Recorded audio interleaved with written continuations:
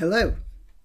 I'm going to be talking about South Cambridgeshire Council, which has a chief executive called Liz Watts, who's set in place a 4-day work week for council workers, which, according to the opposition councillors and to at least one of the local MPs, has caused distress and inconvenience to local residents who now say they can't get hold of council offices and employees, especially on Mondays and Fridays when the so-called flexible work schedules are showing up the lower staffing.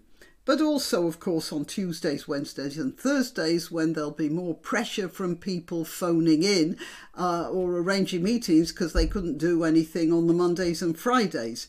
And so on. However, to add insult to injury, it was recently discovered that the chief executive, who had put this scheme into place, with the agreement of the leader of the council, the political leader of the council, but apparently without any other agreement, Ms. Watts happens to be writing a PhD thesis on the subject of flexible working and 4-day weeks. Of course, Ms. Watts has strenuously denied the one situation has anything to do with her PhD thesis. And she is not conducting an experiment in flexible work practices using the good people of South Cambridgeshire as her guinea pigs in order to get a PhD, which will vastly increase her earning potential.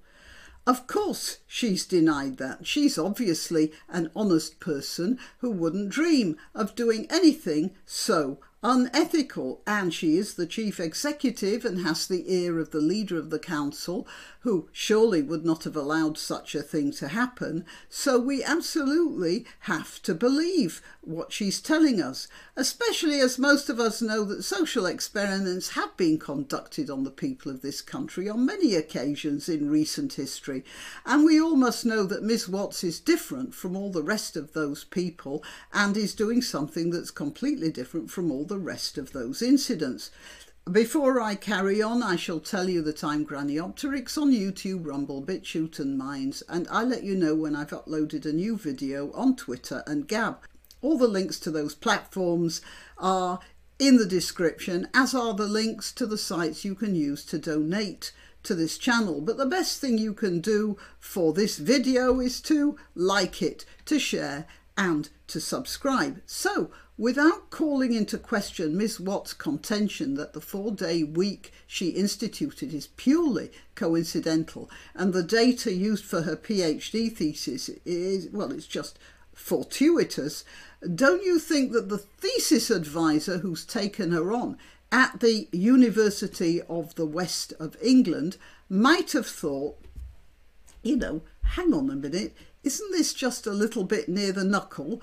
And actually, that's really what we should be thinking of. You see, Miss Watts might not have had a bad thought in her mind, but it does look a little bit rum. And when things look rum like that, they tend to reduce the confidence of the populace in the way the system is working. It seems to me that if a chief executive can institute such a radical idea as a 4-day work week and only required the agreement of the political leader of the council, as I understand it, this wasn't put to the vote, and nobody knew, except perhaps the leader of the council, that Miss Watts did happen to be doing a PhD thesis, I'd say that's possibly too much power in the hands of one executive. But apart from that, I'd say that a thesis advisor who could see this happening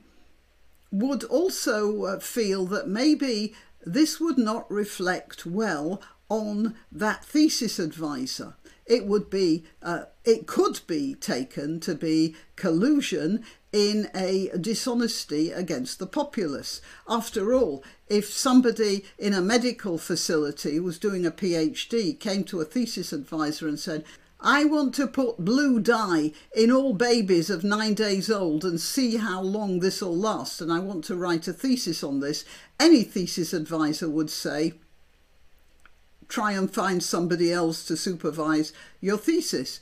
Well, although that does sound a bit extreme, you've got this little old lady who needs the council to come and do something urgently and she can't get them on Monday. That is not too good for that little old lady as well. So there are possibilities here for damage and harm. And you'd think that a thesis advisor might have considered that irrespective of whether or not Ms. Watts is going to get a benefit from such a situation, writing a thesis on it is probably not the most ethical thing to do. It's to do with how the university doesn't think of the possibilities of a clash of interests here. Unless, of course, the thesis advisor is considering writing a paper on the ramifications surrounding how a chief executive can be seen, or at least supposed to be taking advantage of her position. Now, that really would be a subject for an interesting PhD thesis. Unfortunately, not one that I'm going to be writing. Till next time. Why not treat yourself or a favoured relative or friend to these magnificent examples of merch? The mugs and t-shirts come in the granniopteryx design or Granbo with a firearm or the more deadly knitting needles. Go to www.granniopteryx.com and whatever platform you're watching this on, please click like, subscribe and share.